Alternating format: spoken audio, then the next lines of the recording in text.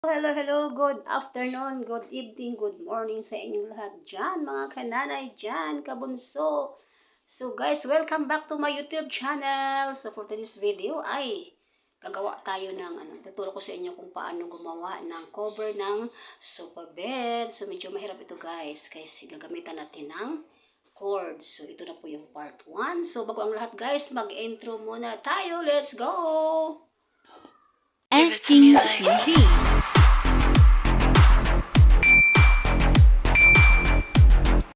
Guys, so magagawa tayo ng ito yung part 1. Gawa tayo ng sofa bed cover. So lagyan natin ng cord guys. Ito na yung naka ano na ito, naka-cut na itong lagayan natin ng cord. Ayan guys. So ngayon guys, idugtong-dugtong na natin to kasi mga putol-putol na ito guys. Dugtong na natin siya. Guys.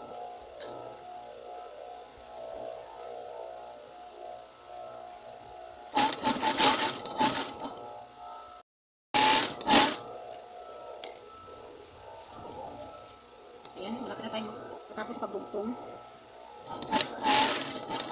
So, kunin natin ang ating cord guys. Guys, magpalit tayo ng pata dahil hindi pwede itong ordinary put sa sa cord. Palitan natin ng zipper put na kaliwa. Ito yung kaliwa guys. Ang walang sa kaliwa siya. So ayan na guys. Ayan, okay na siya. Ito yung ating cord. Ibagsak lang natin itong pinakamarami niya. Yan. Andito yung ating guys, ang ating paglalagyan ng cord. So ganun lang guys, oh. Ganun lang natin. Tapos ganyan. Ayan. Guys. So tuloy-tuloy lang tayo guys, no. Sa dugtungan guys, ibukan natin tong seam. Ibukan natin to guys para hindi siya bubukol. So kailangan natin sakalin ang ating cord para hindi mahirap mahalata yung pinaka. Mahaba-haba ito. Natin na tayo guys. Yan. Tuloy lang tayo. Guys, malapit na tayo matapos guys. Sa dulo na ako. Yan, tapos na tayo. Ikabitan natin ng cord. Itong pinaka-side ng ating sofa bed guys. So ganun lang ang pagkabit ng cord guys. Ito walang cord dito guys kasi dugtungan ito ng laylayan mamaya. Ayan.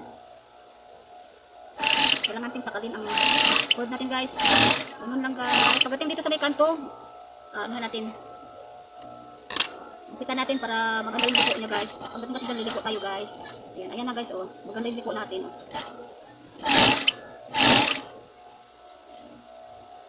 Dalawang kanto na tayo guys. Yan. Ayan, liliko naman tayo guys dito. Tuloy lang tayo guys. Dalawang piraso ito guys. Ito yung pangalawang side guys. Ito. Ayan, ito na siya guys. Kita natin ng cord ay yung upuan. Ito yung pinaka-upuan niya guys. So dito tayo sa back mag-umpisa guys. Para siguro natin sukatin na ito na siya guys. Dito tayo sa gitna ng back mag-umpisa guys. So, kasi dito tayo magdugtong. Ganun lang siya guys. Dito tayo, may marking ako dyan. So dito tayo. Mag-allowance tayo ng konti guys. Dito tayo sa mga 2 inches mag-umpisa. Para makapasok tayo mamaya pagdugtong dyan. So, konti na tayo guys. Ay buwan. Pag this video. Guys. Ganun din guys, pagdating natin sa kanto, ano tayo, gugupitan natin yan para maayos ang liko natin guys.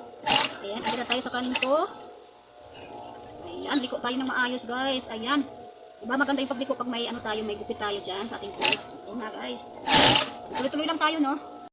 Tuloy-tuloy pa rin tayo dito guys.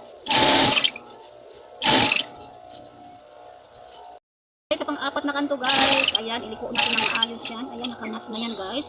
Ayan, o yan. Di ba maganda yung liko natin pag tayo, nakagupit.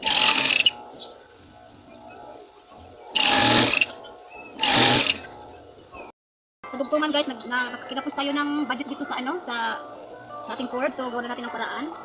So dugtungan natin to guys. Dito na tayo magdugtong. Ganun lang gagawin natin guys pag magkamali tayo. So yan.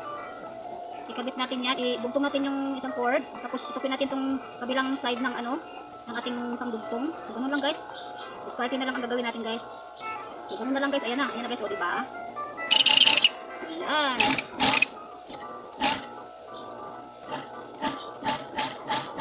guys, nagawa natin ng paraan ang ating problema. So, gupitan natin to guys para magpantay siya sa isa. Ayan, hindi na siya halata, diba? Ayan na. Hindi siya halata guys. So, abangan ang ating pagkabit ng back dito guys, no? So, ang part na yun guys. Ayan, bye-bye.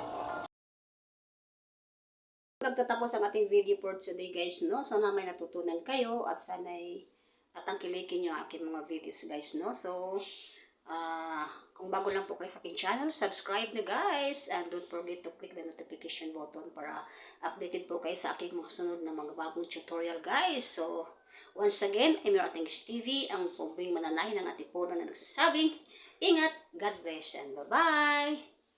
Ingat-ingat guys, mainit na naman tayo.